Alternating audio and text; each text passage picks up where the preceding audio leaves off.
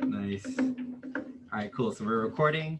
So again, yeah, just a quick intro. We're having our conversation with our district superintendent, Carry Chen, who has been very supportive throughout the year of the PTAs, the President's Council.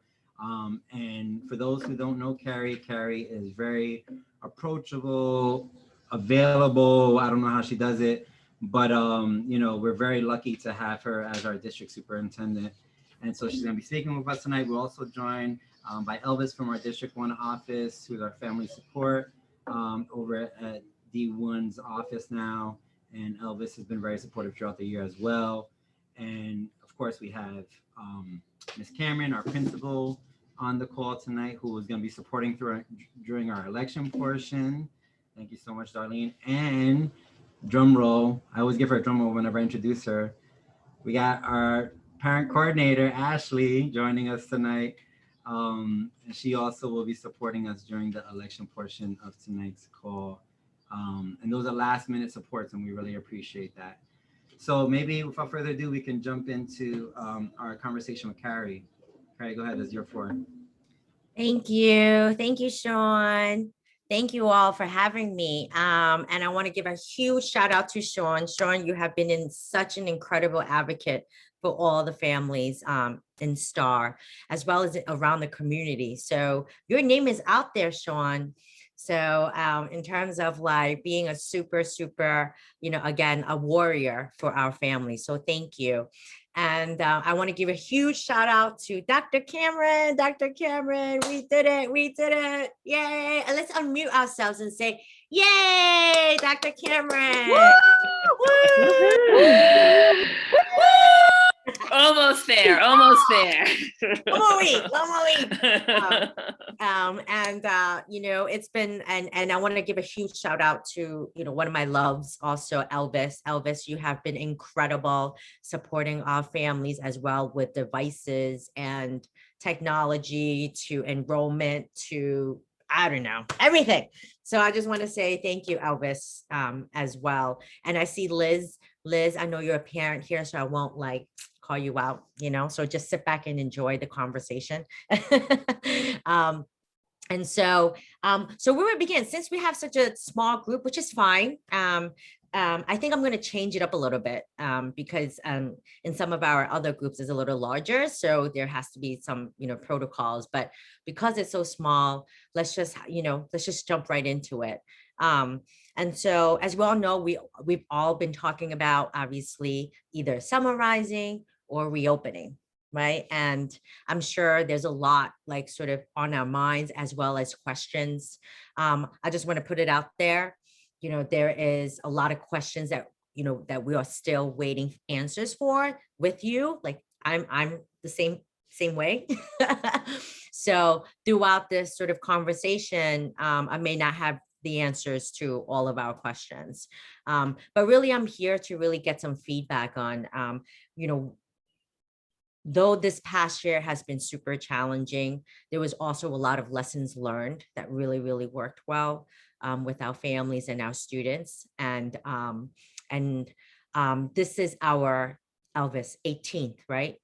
This is our 18th PTA meeting, 18th PTA meeting. I've been almost 100% of all the schools I've attended, all the PTA meetings. And we've been getting really, really valuable feedback in terms of what we need to keep in mind for reopening. Okay, so with that being said, I would like to just ask a few questions. And if you can just sort of unmute yourself and just popcorn out responses.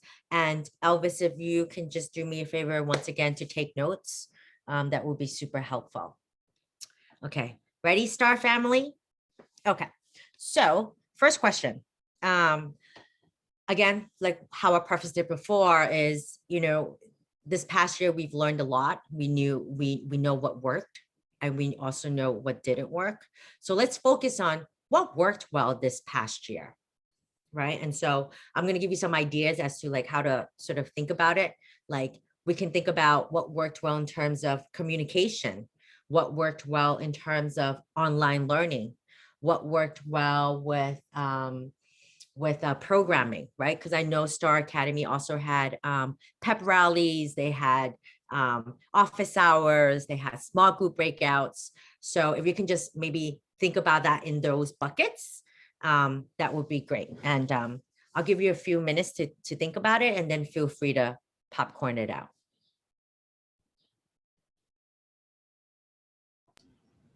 I have an answer. Also draw anything in the chat. Oh, go ahead.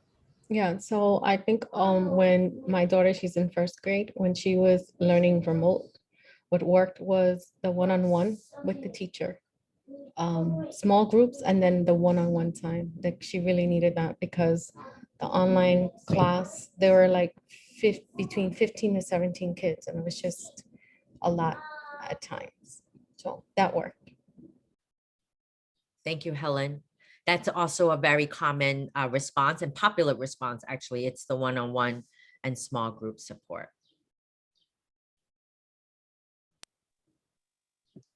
My daughter has an IEP. My daughter's in kindergarten, and I thought that her remote learning was going to hinder her, but it actually helped her a lot, considering anytime with the masks, because she has dual cochlear implants, she tends to need them to repeat or need to get closer, which is not conducive with social distancing.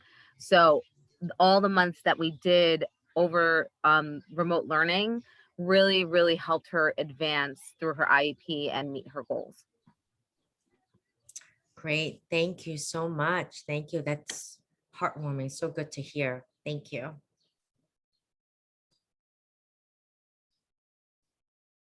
Anyone else? What worked I'll well? agree with what Helen said, that the small group, both when it was online, but also in person. I mean, Gertie's been in a class of like 8 or 9 kids all year, whether they've been remote or in person, and they are like the tightest knit little group of friends. It's so awesome in a way that, you know, it's harder when there's 25 kids.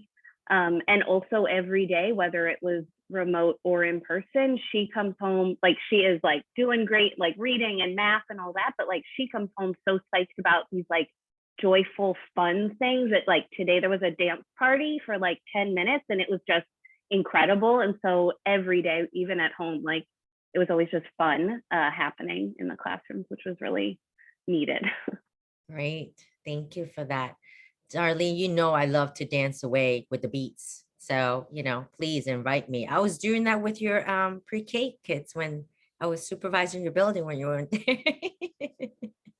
Thank you, Liz. That is super important, right? The joy piece, right? I know for the PTA, it's been very helpful to be able to do Zoom calls. And, you know, that will lead into definitely one of the questions I'm sure a lot of us have about chancellor's regulations in the fall with that. But it's been, you know, it's been hard to reach parents this year and engage parents, understandably. But having the flexibility with virtual interaction has been, you know, made it a little bit easier. That's fantastic. That's fantastic. I know, I think there are sort of making a more hybrid model, Elvis. I think you shared that a little bit like that. It's coming, Sean. So yeah, you hit it right on the money that I think, you know, virtual elections, virtual meetings will be an option. Yeah, I could just briefly, I was in a meeting yesterday actually, and that's going to be something they're changing the regulation actually. They're proposing to change the regulation, would give families the option to do all in person or all virtual or all hybrid or hybrid, where you would just need 1 or 2 parents in the building and everyone could be virtual, or you could just do all virtual. So that flexibility is coming. That's good to know. I am glad to hear that, because that's one of the concerns that parents have for next school year. We do have late working parents that rather be on a Zoom to attend certain meetings that were held in person before. So that's good to know. Ooh, I just left how about the virtual parent teacher conferences? How were those? a 5-minute meeting that could happen over a virtual platform versus going in person is awesome for us and the teachers, I'm sure. Elvis, It did you was take great. that down, Elvis? Okay, great. But no, I think things like that are just the evolutions that we can have out of the experience that we went through this past year, for sure. Yeah. So I had Okay. a meeting with our UFT consultation committee yesterday, and we talked specifically about parent-teacher conferences and what it will look like in the fall. And so what will happen is if a parent requests an in-person meeting, we will be able to do it during the school day.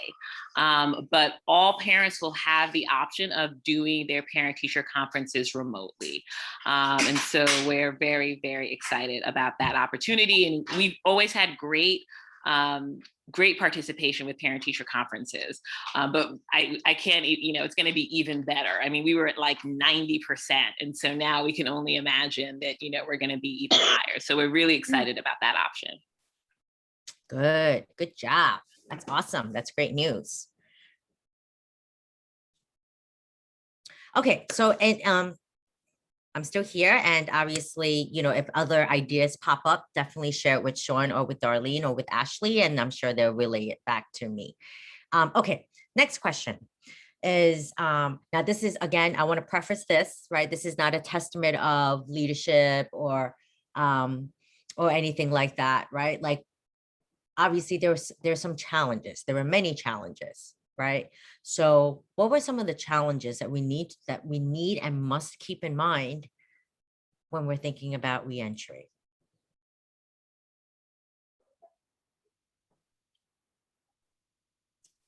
Yes. Hi. Hi. I think one of the biggest challenges that I'm having an issue with, and I know you probably don't have the answers to it till we go back to school, is after school care.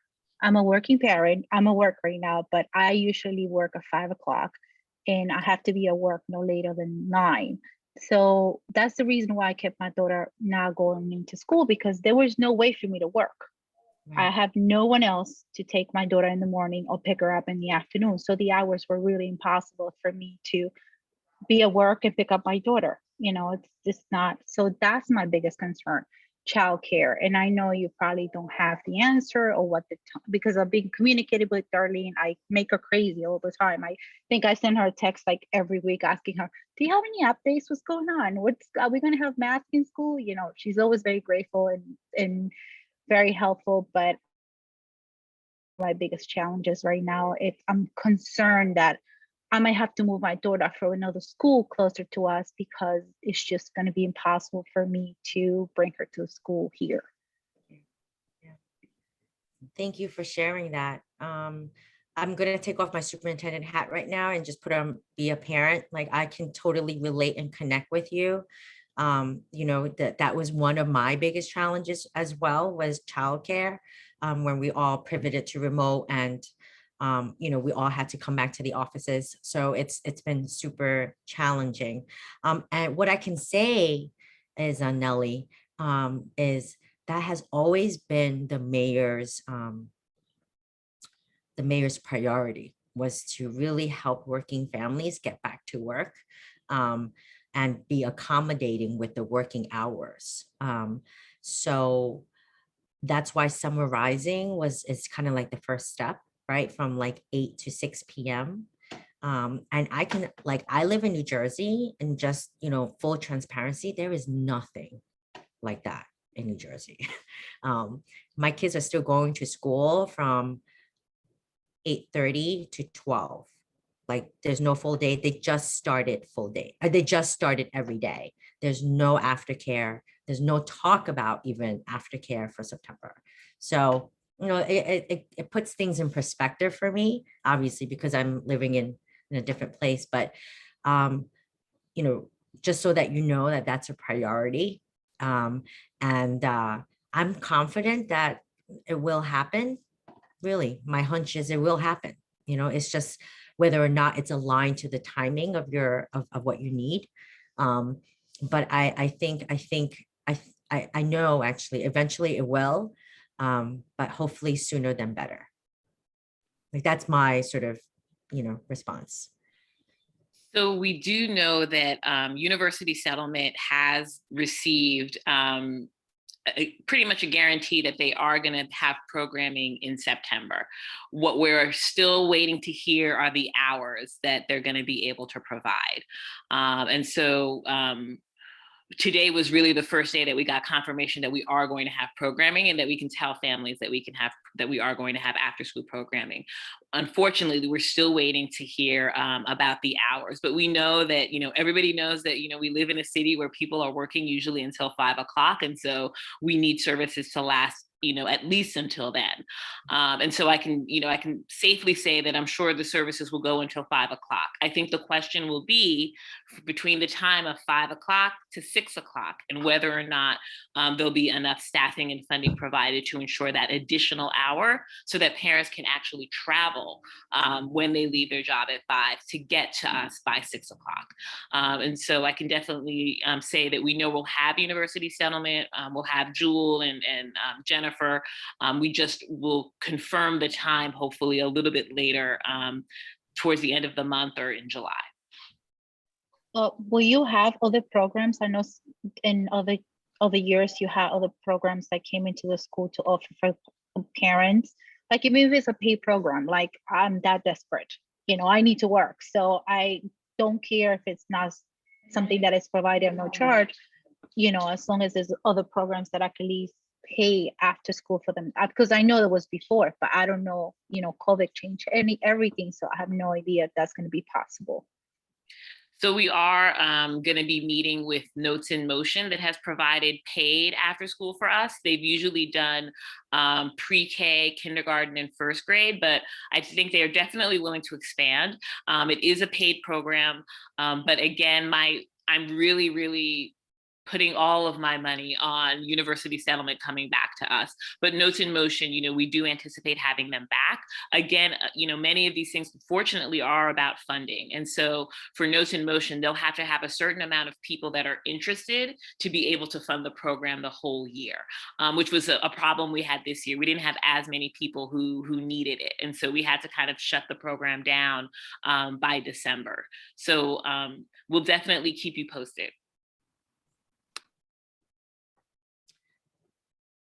We got each other every step of the way, so don't worry, right? And I'm very confident Star will, and Darlene and the whole community will make sure to make those accommodations necessary. Yeah.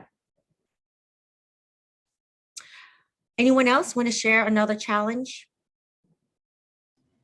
I know a challenge for the PTA, has been being able to be in person and have that interaction with one another, build that camaraderie with parents, because we can't be in the building and on the facility and all that kind of stuff. So is there any sense, I know it's probably too early to tell, but is there any sense of what kind of PTA programming might be allowed in the fall? I think we talked a little bit about that, right? Like it could be, it's optional for hybrid. Outside of just meetings, I mean, like, book fairs, baking sales, movies, all that kind of stuff. Elvis? So from my understanding, people, starting in September, people are going to be allowed back in the building. So that is the impression that I've gotten from multiple conversation and meetings. As far as what the protocols are going to be and things like that, I'm not 100% sure. But from my understanding, in September, there's going to be a little kind of back to, how things were. Mm-hmm.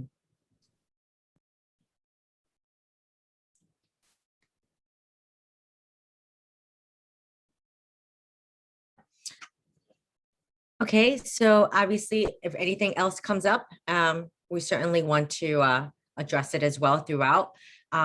We have 6 more minutes left. I want to make sure to get on to the last question is, what do we need to prioritize in this new upcoming school year? What do we need to prioritize?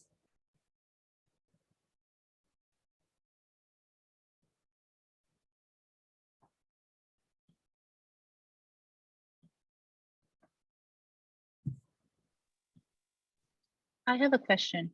It might not be related to what you just asked, but I know that they say we have to return the computers back to school. how the kids are going to be set up. Like, I don't have any idea how my daughter's going to go to school. So I think that's kind of a priority, like how the classroom size are going to be. Are there going to be any social distancing? I know everything has been left out, but my daughter's not vaccinated yet. And I don't know if she will be by the time she goes back to school. So how is that going to work? Are they still going to have, how is the setup? I have no idea. Like, I'm completely sending my kid back to school blindly, just kind of like praying to God that nothing happens, basically. So that, I think, is a priority for me, as it's going to be any information how the kids are going to be in the classroom, how many kids and all that stuff. Thank you for that. Surely health and safety protocols remain a priority, right? Though we do have many students and families excited to come back for in person, there's also a high level of anxiety and uncertainty. So we recognize that and we know that. So thank you for that.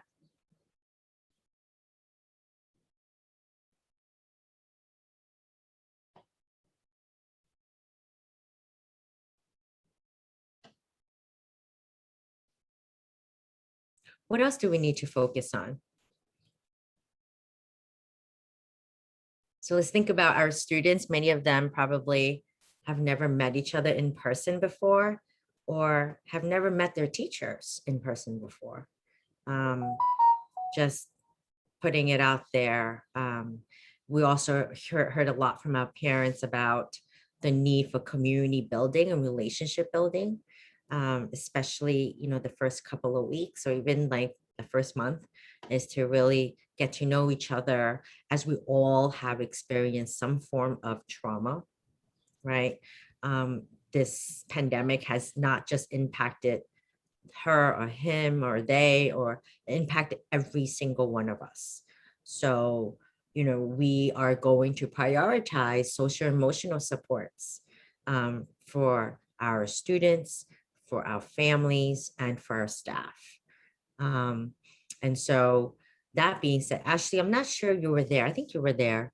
Our parent coordinators are all trained to facilitate healing circles with parents as we are managing anxiety, as well as excitement, as well as questions, right? Right, Ashley, you were there, Ashley? Wasn't Yes, that amazing? Mm-hmm.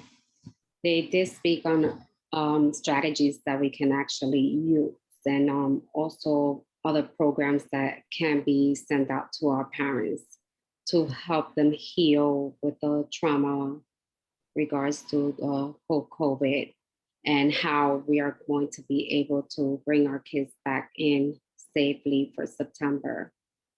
Yeah, thank you for that. So So actually, let's- I'm Hi, sorry. Helen. No, that's That's what I was gonna say. Like, I was thinking about social emotional learning, but more so like, because it's gonna be a big adjustment to be back in the classroom. And I know kids have anxiety, like excited, but then being also anxious about it as well. sure. It just doesn't seem where just having one social worker in the building is sufficient. Mhm. And that should be a priority, to have more staff just to address that. That's all. Like, it's not fair. I'm thinking like, it's not fair to the social worker. I mean, she's wonderful. She's extremely responsive and everything. But I think in the fall, there's just a whole new reality, because that's the parallel pandemic, right? The trauma and the fear and just all these emotions that come up, that, this is still uncharted waters for everybody. And I think that should be a priority, to have more than just one social worker in the building. I can relate to what Helen is also saying, because yes, probably one social worker worked before when we didn't have so many cases, correct? But because we went through a pandemic, now we're going to have more cases than what we had before. So maybe one social worker worked before in the past. However, now there's more cases where we may need more than one. So Ooh, okay. So this is going to be my my final comment, but I want to speak to that. You know, so dealing with trauma, there's two ways, right? One is the clinical way, which is the one-on-one trauma, right? With the social worker, with the guidance counselor, and so forth. What we are also hoping to strengthen is that because everyone experienced this trauma, it's a collective trauma, right? So it doesn't just live, dealing with that trauma and helping and managing with that trauma shouldn't just live in the social worker's office or in the guidance counselor office, right? Because it's everyone, right? And so with that being said, the approach is, how do we address this collective healing? How do we do that, right? And in addition to sort of, I'm a victim of this pandemic, but I'm also a survivor of this pandemic, right? Victim versus survivor kind of approach, right? We've survived and we are still surviving this pandemic, right? So a more sort of like asset-based, or more of like, what do we learn about ourselves? A more holistic approach where it can be, again, this is just, I know it's like really, like, what does it sound like? What does it feel like? What does it look like, right? This is all sort of like in theory, right? But, you know, we're really learning on how to do that so that the social and emotional support is everywhere, right? Like in the way we interact with students in the lunchroom, to the way we interact, you know, in the classroom or in the hallways, right? It has like this, it has to be this collective effort, right? So more to come with that as well. Darlene, you heard about the healing center approach, you know, whereas it's really about asset base, right? What do we learn about ourselves? How can we leverage that and overcome, right? And so more to come. But yes, I agree. I think we can never have enough social workers, for sure. Awesome, Carrie. So I think you have to run for time purposes. I just have to but run back to my yeah. CC meeting. Yeah. And we just, again, thank you for taking the time to meet with our PTA and the other PTAs around the district. It really means a lot to be able to have your support in addition to our amazing team over at STAR. Yes. And you too, Elvis. Thank you all. Thank you. Thank you. And keep in touch, Nelly. We got you, okay? Bye, everyone. Bye. Okay, so we're gonna stay on. Again, if you didn't have any questions at the moment, but you have some follow-up questions and you want to reach out to Carrie or Elvis, definitely let Darlene and the executive board team know, and we'll share those questions, concerns, all that kind of stuff. I will say, for those who don't know Carrie and how it works, I mean, basically she's the advocate and of our district, and so she definitely is down to support our school and support Darlene and her team as much as possible. And there's a good working relationship there, so we should feel like that's an open kind of conversation back and forth. So we don't want to keep you out too much longer. We have some more folks still joining in, but we want to transition into our elections. And again, for those who weren't able to join us at the top of the meeting, we are just going to be voting tonight on our 3 core executive board positions for the Parent Teachers Association of STAR and our Title I chairperson. So for those who've never participated in elections before, we have 5 executive board positions. We have, I think we amended it to 6 SLT parent representatives. I think that's the number, Darlene, 6. And then we have our Title I chairperson, our Title I alternate, and those are all elected positions. But we don't have to vote on all those right now. We're going to, again, hold off until September and try to organize the special elections. Also, with the thought in mind that, we can see who's here at this meeting. This has kind of like been our core crew all year, and we thank you for sticking with us and making the time. But we want more parents to be involved in the process. We want more parents, new parents, to be on the executive team, new parents to be in the SLT meetings. So the hope is that we hold off until September to vote in the rest of the positions, so that we can also get the new incoming parents, or even like this year, a lot of pre-K parents who just never felt connected to other parents because of that lack of social interaction, maybe didn't feel, secure enough to jump onto a PTA meeting because they were new to the school and hadn't had that onboarding. So in any case, I say all that to say that we're going to vote in those 3 executive board positions: the president, the secretary, and the treasurer, which by our bylaws are 3 core positions. And then we're going to vote in our Title I chairperson, which is a time-sensitive position. So because of the nature of our bylaws and the protocol, since I'm going to be running for a position, I'm not going to be chairing this portion. So before we move into this portion, I wanted to ask if there was any parent volunteer who is not planning on running for a position who would be down to chair this portion of the meeting. And what that means is basically asking who is interested in running for a position, if people express their interest, or nominate another, the person expressing why they're interested in a position, and then us taking a vote. So it's not a very complicated thing to chair it, but it's something you have to be comfortable with doing. So is any parent volunteer interested in chairing this portion? And also, just it probably is going to be fairly easy tonight, looking at the forces who are on here.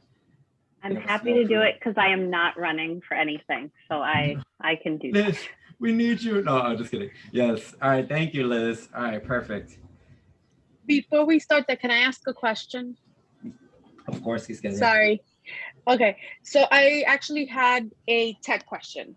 Yes. For the iPads and things that we received from Board of Ed and not the school, do we have to return them back, Darlene, to the school itself, or do we keep them for later?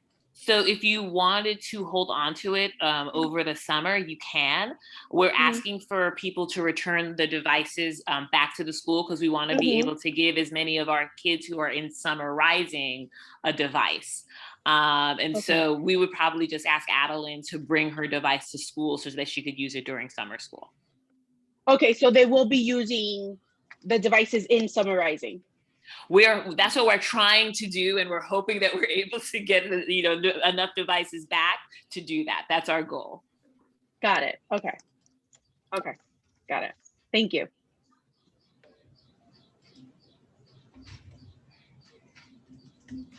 Okay, awesome.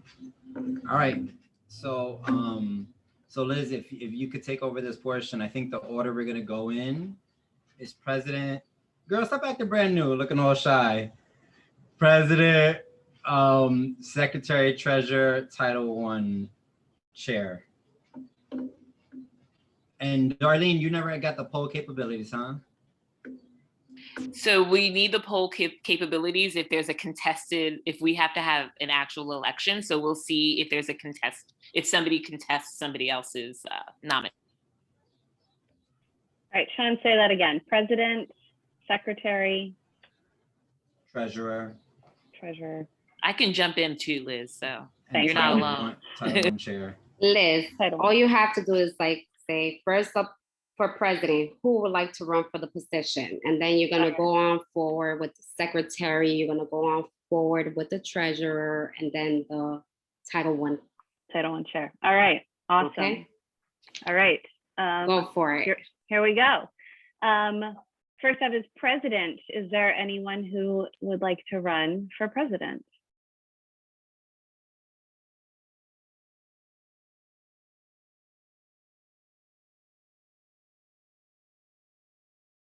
So I'll nominate myself if no one wants to step up. for the record, I do believe in rotating positions. So if someone's down to be president, let me know. All right, anyone else? But you're great at it, so why would we want someone else? You're great at it. All right, a second nomination for Sean. So if it's uncontested, that's it? Yes? Okay. Congratulations, Sean. Thanks, hopefully All next year right. we get to do more stuff in person. I'm excited for that. Next up, secretary. Anyone interested in running for secretary? Yes, I wanted to nominate Brenda, who's our current secretary. She can't talk right now because she has some dental work done. So maybe Brenda in the chat, you can let us know if you're down for that. Yay, I second that. I third that. All right, and she accepts the nomination. Excellent. All right, and if no one else, congratulations, Brenda.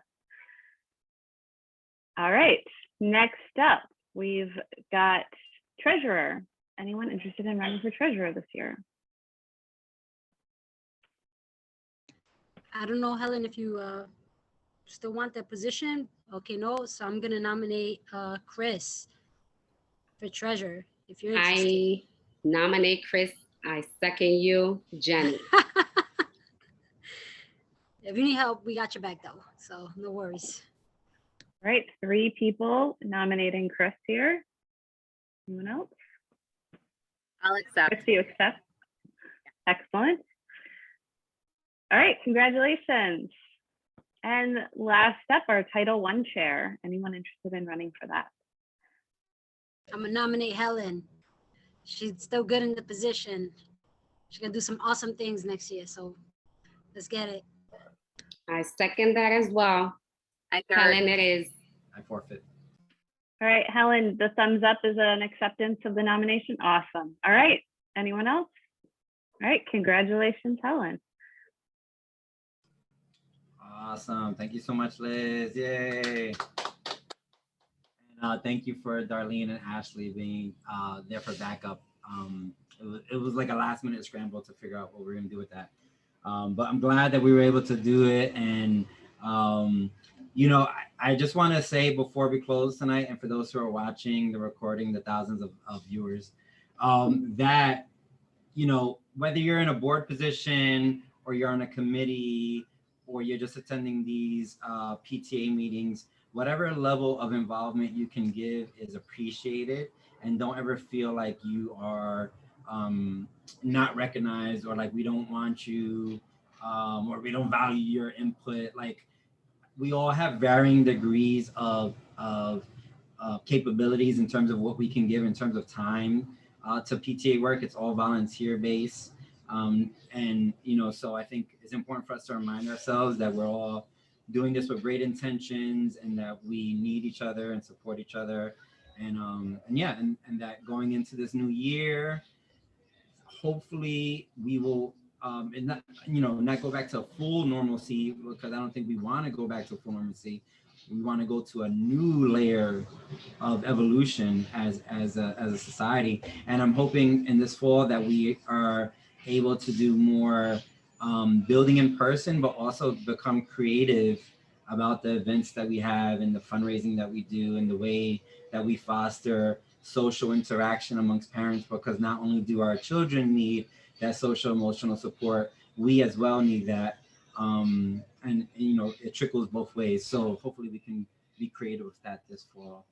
And Brenda, you look miserable. I hope you feel better. Is there any last comments, questions, thoughts before we wrap up? Can't wait for the summer. Yes, almost there, a couple of days away. Also too, since we didn't have any major changes to our executive board, we are still gonna have a transfer of records meeting, but it's probably gonna be more so just kind of updating you, Chris, on how the board works and operates, and then us just planning out our special elections for September to bring in the new folks into the fold. You know, we want to try to get those announcements out in August if possible. Cool. All right, y'all. I think that's it then. Thank you, everybody, for a great year. It's been so hard. It's been so challenging. I just want to thank Sean and Helen and Chris and Brenda and Jenny and Liz and all of you who've helped with book fairs, you know, pictures, you know, just dealing with all of the health and safety issues and being there to communicate with families. We just can't thank you enough. Thank you so, so much for a really, really great year. And we just have one more week and 2 more days to go, people. We've got this. Yes, definitely. And How about Darlene, let's all get Ashley, together yes. before everybody leaves for the summer. We should all be in the building saying our goodbyes so we could start a fresh year, you know, get these parents, get to know the new faces. Chris now that is on board. It will be awesome. Jenny and I'm down Chris, for that. I mean, I already got to know you guys like personally. You guys rock. Brenda, All hope right. you feel well. Absolutely. Have a great night, everybody. Thank you. Thank you. Good night, Thanks, Liz. y'all.